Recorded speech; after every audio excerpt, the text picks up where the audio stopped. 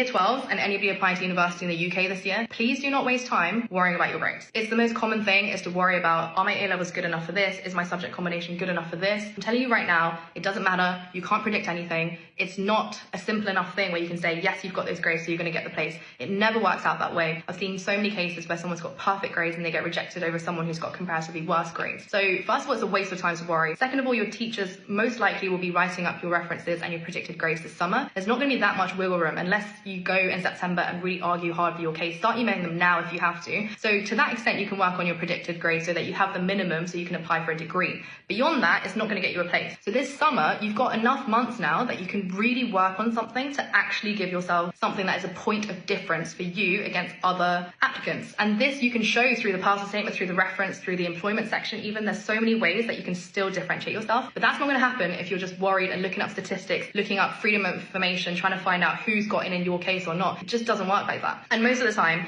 these students who ask me, can I get in with these grades? If I then follow up with questions such as, say someone's applying for economics and I say, can you give me the name of 3 economists, seminal papers that they've written, what school of economics they're associated with? Most of the time, people are tripped up at that first question. So if you think this is you, if you think that maybe you're worried about your grades, but there's so much more you could do, and the first thing maybe being, you should at least know what your subject is, maybe a couple of important events from history at the very least, something going on in your field of study right now. You need to be read up and you need to include this kind of context in your personal statement, maybe ask your teacher to write some things in your reference. What we shouldn't be doing right now is being worried about things that are already done and dusted. Just forget about it, move on, and just do whatever else you can to improve your application.